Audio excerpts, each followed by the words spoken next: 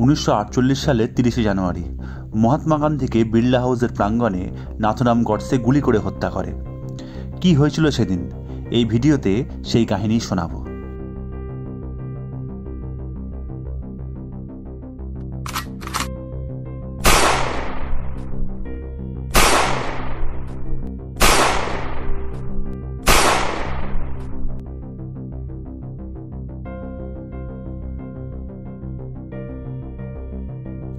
জানুয়ারি 1948 মহাত্মা গান্ধী শ্রীমদ্ ভগবত গীতা পাঠ শুনে দিনটি শুরু করেন।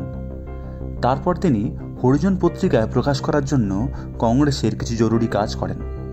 এরপর সকাল 8টার সময় তিনি স্নান করেন। তিনি তার নাতনি মনুবেনের নিজের স্বাস্থ্যের অবনতির জন্য মনুবেনকে বকাবকি করেন। তিনি মনুবেনকে নিজের স্বাস্থ্যের খেয়াল রাখতে বলেন। এরপর সকাল 8টার সময় গান্ধীজি স্নানে যান। স্নানের পরে গান্ধীজির ওজন মাপা হয়। তার ওজন হয় 109.5 পাউন্ড, অর্থাৎ 49.7 কিলোগ্রাম। এরপর তিনি মধ্যাহ্নভোজের সময় প্যারেলালজির সাথে নোয়াখালীর দাঙ্গা নিয়ে কথা বলেন। মধ্যাহ্নভোজের পর গান্ধীজি একটু বিশ্রাম নেন। বিশ্রাম নেবার পর গান্ধীজি সর্দার বল্লভভাই প্যাটেলের সাথে বৈঠক করেন। মনুবেন গান্ধীজিকে এসে খবর দেন দুজন কাঠিয়াওয়াড় নেতা তার সাথে দেখা করতে যান। গান্ধীজি বলেন, তাদের বলো আমি যদি বেঁচে থাকি তাহলে তারা আমার প্রার্থনা সভার পর যখন পায়চারি করব তখন তারা আমার সঙ্গে কথা বলতে পারে। মনুবেনের স্মৃতিকথা থেকে জানা যায় গান্ধীজি আর সর্দার বল্লভভাই প্যাটেলের বৈঠক নির্ধারিত সময়ের থেকে আরও 10 মিনিট বেশি চলেছিল। এরপর গান্ধীজি ডান দিকে মনুবেন এবং বাম দিকে আভাবেনকে নিয়ে প্রার্থনাস্থলের দিকে হাঁটতে থাকেন। এই আভাবেন ছিলেন গান্ধীজির দত্তক নেয়া কন্যা। এক খাকি পোশাক পরা যুবক ভিড়ের মধ্যে থেকে বেরিয়ে আসে। গান্ধীজিকে হাত জোর করে প্রণাম করার ভঙ্গিতে নত হয়। মনুবেন যুবকটিকে পাশে সরিয়ে দিয়ে বলেন, বাপুর এমনিতেই দেরি হয়ে গেছে, আপনি দয়া করে আর বিব্রত করবেন না। যুবকটি মনুবেনকে ধাক্কা মেরে পাশে সরিয়ে দেয়।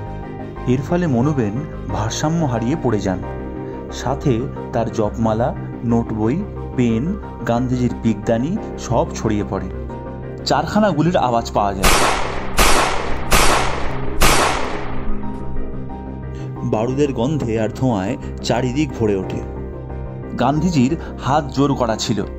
তার মুখ থেকে হে রাম কথাটি বেরিয়ে আসে। সাথে আভাবেনও পড়ে গিয়েছিলেন। গান্ধীজি আভাবেনের কোলেই শেষ নিঃশ্বাস ত্যাগ করেন। এই ঘটনা 3 থেকে 4 মিনিটের মধ্যেই ঘটে যায়। তখন সময় হয়েছিল বিকেল 5:17 আর গান্ধীজির বয়স হয়েছিল 78। জনতা যুবকটিকে ধরে ফেলে আর পুলিশের কাছে সমর্পণ করে। জানা যায় যুবকের নাম নাথুরাম গডসে। গান্ধী হত্যার বিচার শুরু হয় 1948 সালের মে মাসে দিল্লির লালকেল্লায়। এই মামলায় প্রধান আসামি ছিলেন নাথুরাম গডসে আর তার সহযোগী নারায়ণ আপ্তে।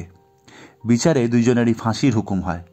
1949 সালের 15 নভেম্বর আম্বালা কারাগারে দুজনের ফাঁসি হয়। গান্ধীজির দেহ বিড়লা হাউসের বারান্দায় রাখা হয়েছিল। তার মুখটি অনাবৃত রেখে একটি সাদা সুতির কাপড়ে তাকে ঢেকে রাখা হয়। কেবলমাত্র একটি স্পটলাইট তার মৃতদেহের উপর লাগানো ছিল। বাকি সব আলো বন্ধ করে রাখা হয়। তার পরের দিন ভারতবর্ষের প্রথম প্রধানমন্ত্রী জওহরলাল নেহরু একটি রেডিও ভাষণে বলেন, জাতির পিতা আর নেই। যেহেতু আমাদের জীবন থেকে আলো চলে গেছে, আমি আপনাদের কি বলবো, কিভাবে বলবো জানি না। আমাদের প্রিয় নেতা আর নেই। গান্ধীজিকে এই জাতির পিতা আখ্যা দিয়েছিলেন নেতাজি সুভাষচন্দ্র বসু, আর মহাত্মা খেতাব দিয়েছিলেন কবিগুরু রবীন্দ্রনাথ ঠাকুর। আমার এই উপস্থাপনাটি কেমন লাগলো তা অবশ্যই কমেন্টসে জানাবেন।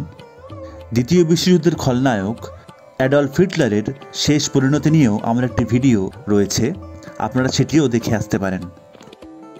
ভিডিওটি ভালো লাগলে অবশ্যই লাইক ও শেয়ার করবেন। আর এরকম ভিডিও পেতে হলে অবশ্যই চ্যানেলটিকে সাবস্ক্রাইব করবেন। আপনার একটি ছোট্ট সাপোর্ট আমাকে আরও অনেক ভিডিও তৈরিতে উৎসাহিত করবে। নমস্কার।